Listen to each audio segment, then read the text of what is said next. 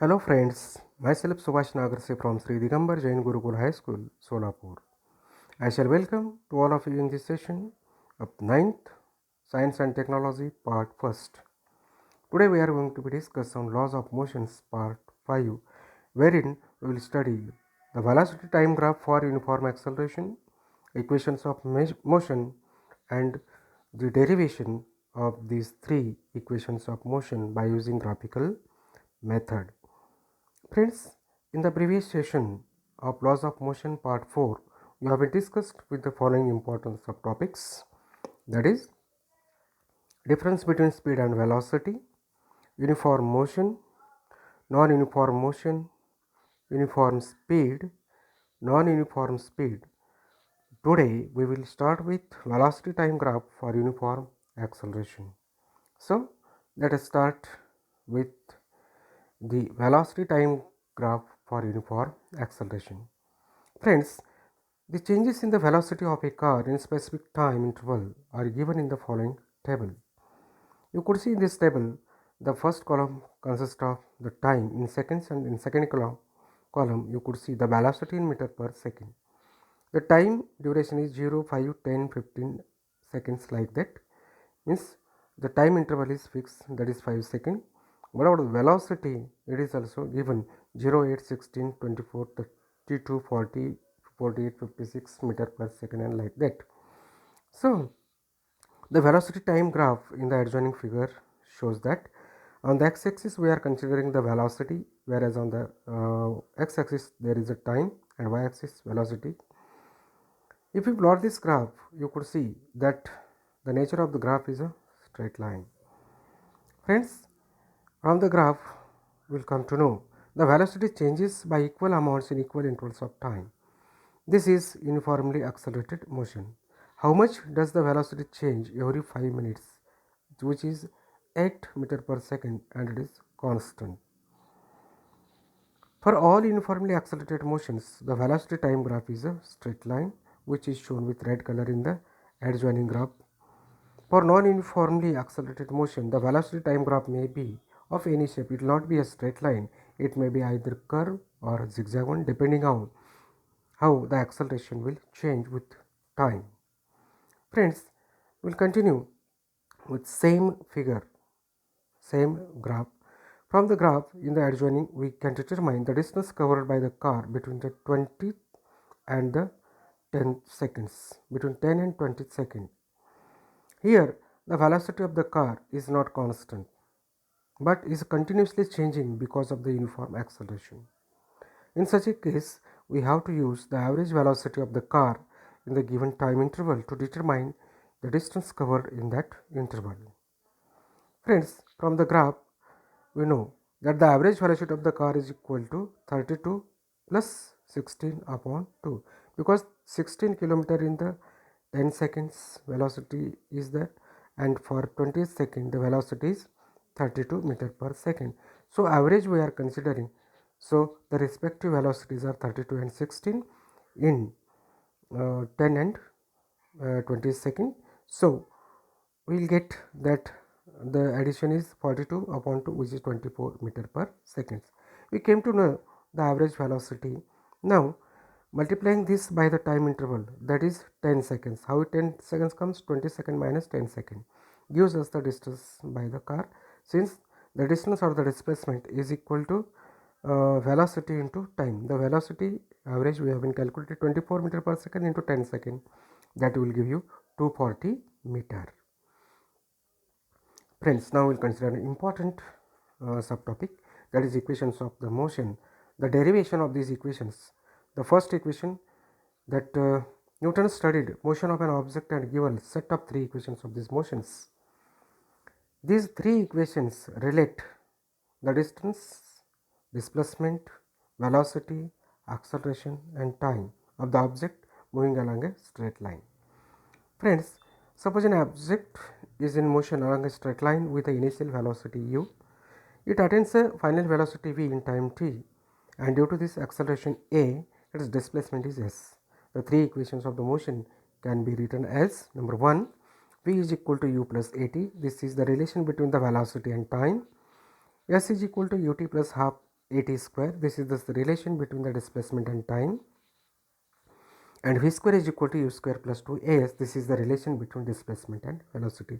These three equations are very important as far as the problems are to be concerned related with this topic. So you should have to keep all the three equations in your mind. So we will now derive the equations with graphical method. Equations of motion using this graphical method. First, equation describing the relation between velocity and time, also called as the first equation of the motion. Friends, this is the figure where we are considering time on the x-axis and velocity on the y-axis. The adjoining figure shows the change in the velocity with time of a uniformly accelerated object. The object starting from point D in the graph and with a velocity u, that is the initial velocity.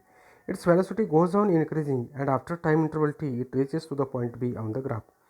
In the graph you could see the line dB, you could see with a green color. Friends, the initial velocity of the object is u, which is the distance OD on the graph on y-axis, and the final velocity is v, OC, that you can see on the y-axis. Time t, which is on the x-axis, and we know that acceleration is nothing but a rate of change of velocity. Now therefore acceleration is equal to, you can write change in velocity upon time. Therefore acceleration is equal to final velocity minus initial velocity upon time, which should be written as OC minus OD upon time, which is equal to the difference. Here ODC is the betweenness, therefore OC minus OD is nothing but CD divided by time. Friends, we have already know the acceleration, we are using the abbreviation as A, the symbol is A, and time is t. Therefore you can write A is equal to CD upon t. T goes to the left hand side, it will be multiplied. Therefore AT is equal to CD, means CD is equal to AT. This is the equation 1. Now draw a line parallel to y-axis passing through B. This will cross the x-axis in point E. Also draw a line parallel to the x-axis passing through point D. This will cross the line B at A. From the graph, AB is equal to AB plus AE. Therefore V is equal to CD plus OD, which will be, you can write AB is equal to CD and A is equal to OD, since these are the opposite sides of the rectangle. Therefore you can substitute the values. Therefore you are getting V is equal to AT plus U, that is from equation 1. By rearranging the terms, you are getting V is equal to U plus AT, which is the first equation of motion. Friends, I think you would understood this one.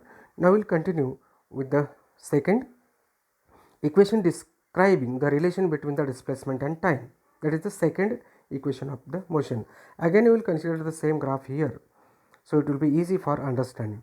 Let us suppose that an object in a uniform acceleration A and it has covered the distance s within time t. From the graph in the figure, the distance covered by the object during time t is given by the area of quadrangle DOEB. You can see this in with two different colors it has been mentioned, this quadrangle, green color and that of the pink color. So here green color is a rectangle, whereas this pink color that indicating the right angle triangle. So area swept will be addition of the areas of those two figures. Friends, now S is equal to area of this quadrangle DOEB, but this area of quadrangle DOEB is nothing but the area of the rectangle DOEA with green color plus area of the triangle DAB with pink color. Friends, now we will put the values, substitute the formulas. Area of the rectangle is nothing but length into breadth, that is AE into QE, and the area of the triangle is half into product of sides making right angle, that is half into AB into DE. But we know that A is equal to U, OE is equal to T, and OE is equal to DA is equal to T. Also AB is equal to AT from the equation 1 in the previous slide. So we will substitute these values in the above equation. You are getting S is equal to U into T plus half into AT into T. So after simplification you are getting S is equal to UT plus half of AT square. Friends, this is the second equation of motion. Now we will see the third one. That is equation describing the relation between the displacement and velocity, the third equation of motion. From the graph in the adjoining figure, we can determine the distance covered by the object in time t from the area of the quadrangle DOAB. Here DOAB is a trapezium, so we can use this formula for its area. Here it is, this trapezium is shown with the blue color. Friends, we know that yes, that is the displacement is nothing but area of the trapezium DOEB. We know the formula of finding the area of the trapezium, that is formula is half into sum of the lengths of the parallel sides into height. Here height is nothing but a distance between the parallel lines. Therefore, from the figure we can write S is equal to half into sum of parallel sides OD and BE are the parallel lines, sum of those into that perpendicular height is OE. But we know that OD is equal to U, BE is equal to V and OE is equal to T. We will substitute these values in this equation. You are getting S is equal to half into U plus V into T. This is the second equation. Friends, according to the definition of the acceleration, A is equal to, A is the acceleration, A is equal to V minus U upon T. Friends, at the right hand side, T's are the denominator. When it is taken to the left hand side, it will become multiplication. Therefore, you will get AT is equal to V minus U, that is T is equal to V minus U upon A. This is third.